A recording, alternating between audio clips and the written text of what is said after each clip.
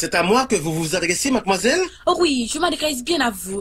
Je vous ai entendu dire que vous comptez publier une grammaire française. Parlez-vous sérieusement? Comment, mademoiselle? Vous doutez de mes connaissances intellectuelles? Je me présente, Monsieur Languichat Desbordus, agrégé S-lettres et ex-professeur de philosophie à Hong Kong. Vous n'avez pas besoin de vous présenter à moi, monsieur Languichat. Je vous connais déjà, de nom et de réputation. De réputation? Oh oui, mon père fut votre condisciple de classe. Il m'a parlé de vous, ou plutôt de vos prouesses. Attention, ne jouez pas sur les mots. Votre père vous a parlé de mes prouesses scolastiques ou sentimentales? Mon père m'a rapporté qu'une fois, le professeur de catéchisme eut à vous demander de citer les mystères de la religion les plus nécessaires à connaître. Et que vous avez répondu Ogo Guédé Simbi.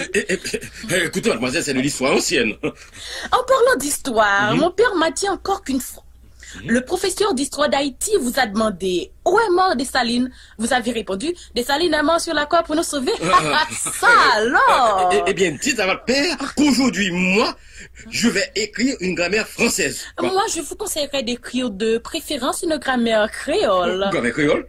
Car pour écrire une grammaire, il vous faudrait posséder un vocabulaire riche. Écoutez, mademoiselle, mon vocabulaire est tellement riche que je dirais même qu'il est millionnaire. Vocabulaire millionnaire? J'ai là le manuscrit de la grammaire que je vais publier. J'aimerais bien voir le manuscrit du livre. Non, pas comme. Je vais le lire pour vous.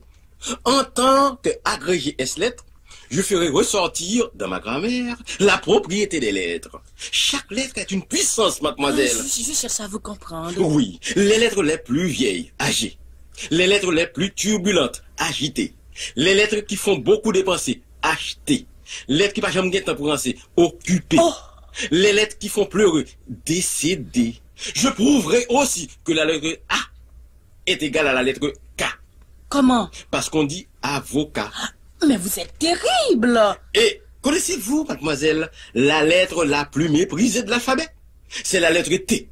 Parce qu'on dit saleté, pauvreté, malhonnêteté, malpropreté. Mais c'est la première fois que j'ai entendu ces choses-là. Et dans ma grammaire, je recommanderai l'emploi d'un seul verbe pour composer n'importe quelle phrase. L'emploi d'un seul verbe pour composer n'importe quelle phrase? Mais c'est pas possible. Oui, le verbe poser, c'est possible. Avec le verbe poser, je peux composer n'importe quelle phrase. Ouais, déjà, moi, oui. Avec le verbe poser, je vais composer. Vous voyez, je commence déjà à employer le verbe poser.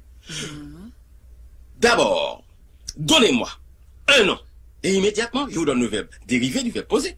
J'aimerais bien voir ça. Mais bon. Préparez-vous, monsieur Languichat. Monsieur le grammairien. Me paraît. Bon, mon nom, mon verbe là. Bon, l'oiseau. L'oiseau pose. Le greffier. Le greffier appose. Il appose le seau. Le voleur. Le voleur transpose. Il transpose l'objet d'un point à un autre. Le mathématicien. Le mathématicien suppose. Le malade.